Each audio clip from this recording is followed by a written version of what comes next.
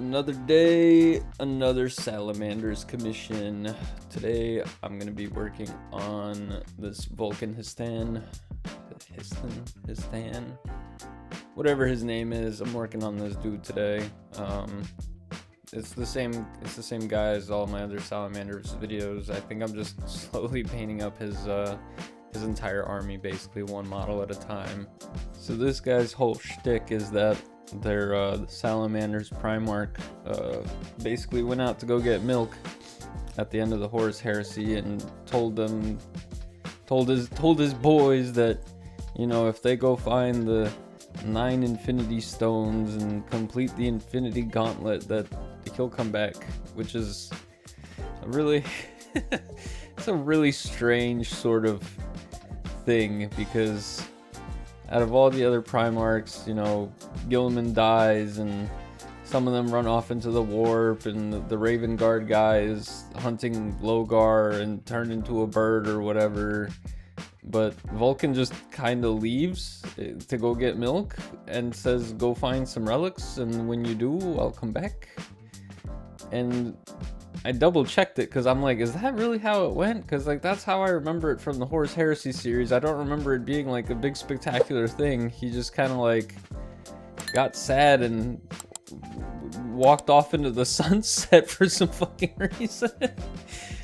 So then I had to go basically down a rabbit hole of figuring out who this guy was supposed to be in 40k. And I guess he's like a relic hunter sort of dude, because the Salamanders, they're all about, you know, the smithing and the forging and the this and that, and Vulkan was the Forgefather, I think, maybe, or this guy's the someone is the Forgefather, and they're really good at creating unique relics, and this guy looks for them, and if he finds enough of them, maybe Dad will come back, I suppose. But in any case, there, you know, it's Warhammer lore. It's all just kind of nonsense made up to sell plastic men. But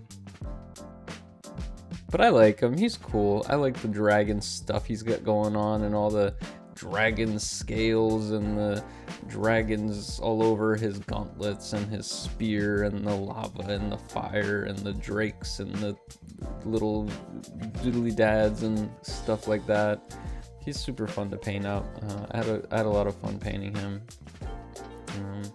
I like working on characters. I think characters are generally interesting to work on, because you can do a little bit of freestyling, and you can do some interesting blending and stuff that you don't have to repeat 10 to 30 times like you would if you had like just infantry, linemen, space marine brothermen, where it's like, okay, well, if I do this highlight on this guy, I have to do the same highlight on 30 other dudes, and that's gonna get tedious. Where here it's like you could do a little cool wet blending on a cape, or you could do a little bit of this and a little bit of that, and you could spend a little bit extra time on little details like these little dragon emblems on his gloves and stuff.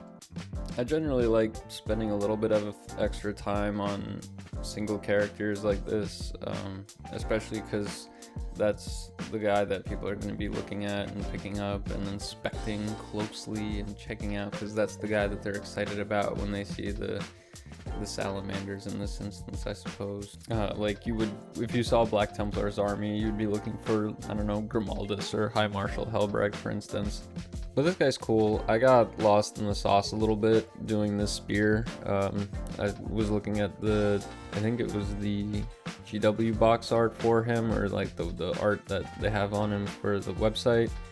And he had like the cool lava spear looking thing, and it's been a while since I painted that effect, so I kind of got lost in the weeds on it a little bit, freestyling it, and I think that's fun. You know, I haven't gotten to do that too much. I did on the Land Raider, I did like a little lava effect, but on a spear it looks cool.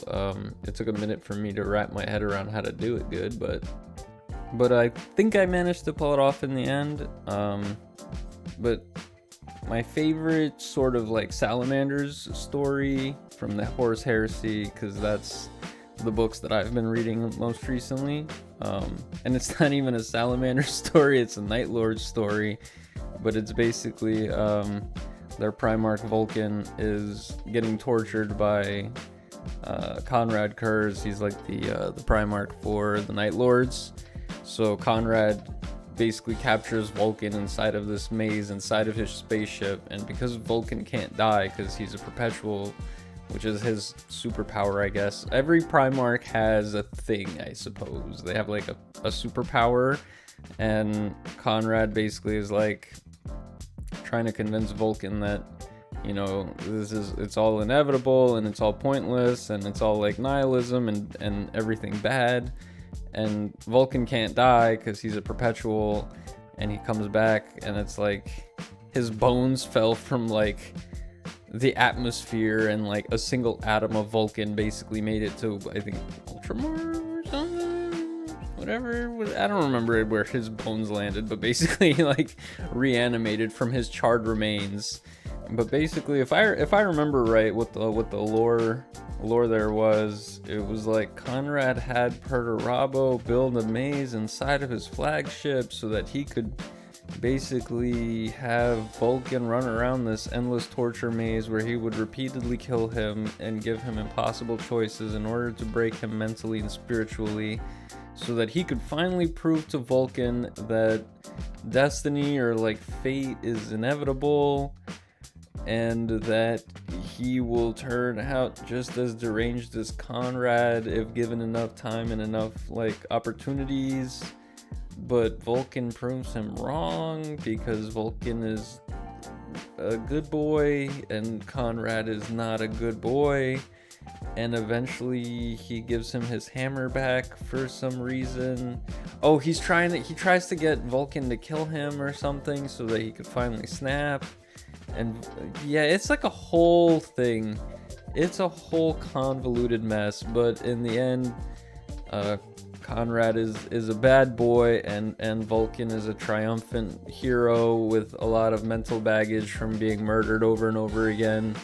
And then his bones fall to Crag? Ultramar? One of them? Ultramarine land? And then Gilliman gets involved, trying to restore his body. I don't remember. It doesn't matter. It's 40k lore. It's 30k lore. It's all Saturday morning cartoons wackiness. I'm not sure. I'll be honest. The Salamanders were not my favorite part of the Horus Heresy.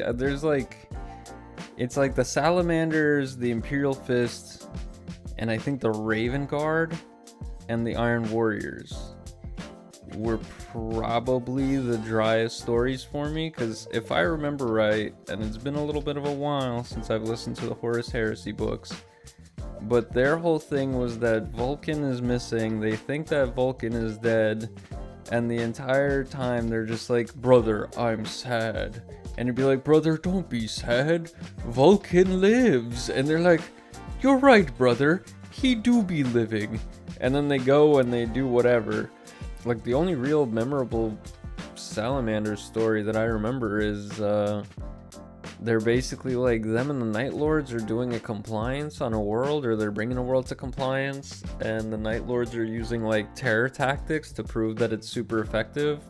So they basically butcher like one city's worth of population and broadcast it to the rest of the planet, and they're like, look how horrifically everybody here died, this could be you. And they surrendered immediately, and the Salamanders were supposed to be helping them. So really what it turns out is, it turns out that I'm actually just a Night Lord fan and not a Salamanders fan. You know, these things happen, I suppose. But also I sort of naturally gravitate towards Chaos Marines and like imperfect characters like Chaos Marines. I'm a big fan of Emperor's Children. Emperor's Children is usually my favorite legion, just because they're like, they tried so hard, and in the end it doesn't even matter. But it's one of the reasons I also don't like the Primaris Marines so much, because they're kind of a new addition to the lore, and I'm from the days of yore where Marines were fallible and they could fall to chaos, and they did have, you know, problems, but in the new lore, it's like Belisarius Call engineered the new Marines to be even more good boys, and it's like, oh man, you guys took a lot of the interesting character depth out of this.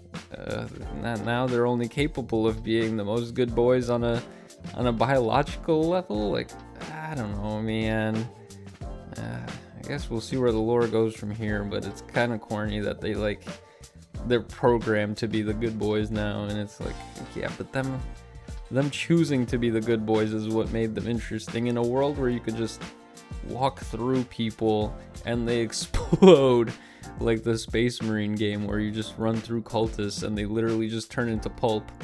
Like at some point you have to wonder if being the good guy, if you are even the good guy, if that's the case, and it's everybody in the lore reacts to Space Marines. Like normal humans kind of react to Space Marines with what was the term? It was like, because they're so unnaturally crafted, like refrigerators of man. It's transhuman dread is what it's called. Is the psychological effect when a normal human being sees a Space Marine for the first time. It's like, it's so weird and unnatural to see an 8-foot tall refrigerator man with a semi-automatic rocket launcher machine gun just stomping around at insane speeds in an SUV worth of armor. And then in the new lore, they're even bigger now, and they're even more good and fast. So, you know, I don't know. I'm doing I'm listening to the new Hammer lore. Basically, I'm doing the Dawn of Fire series. I think that's the one I'm listening to now, where it's Belisarius gifting Guilliman all of the new Primaris legions. So it's like all the new Primaris tanks and the guns and the Marines and the transports and the Gravis and the Impulsors and the Repulsors and the Lancers and the other ones. I don't remember. I miss the good old days of tracked tanks.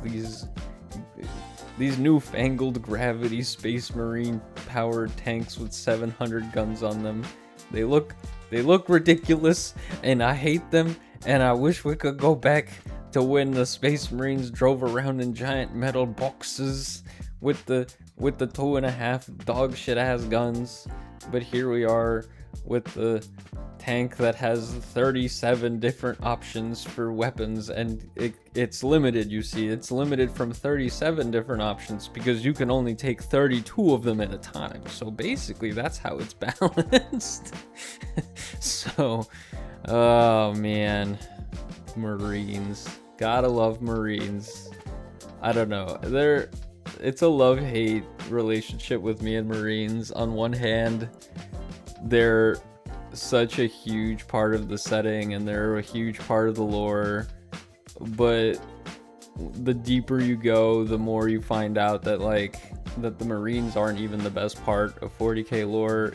So, like, in my opinion, my two favorite chunks of lore is all of the stuff that's like the War in Heaven. So that's the lore that's before humans more or less enter space / exist. It's the ancient fights between the Eldar, the Orcs, the Necrons, and the Catan, the Satan, and the old ones, and all of that like weird nebulous crap that like doesn't have real lore, but it's all like weird hearsay and like bits and pieces of stuff. And then I enjoy the average human perspective of 40k, where it's just the worst thing ever to be alive, and you basically have to share an existence with 8-foot tall demigods, and your life is just eating like bricks of fungus or something. So, to propel like an infinite war machine, an intergalactic infinite war machine. But you know, maybe that's a topic for another time. Anyway, this guy's done. Check him out. I think he came out super cool. Thank you for watching. I hope you stuck around. Comment. I read it. I read all your comments. Thank you so much. Thank you for hanging out, and I hope to see you in the next one.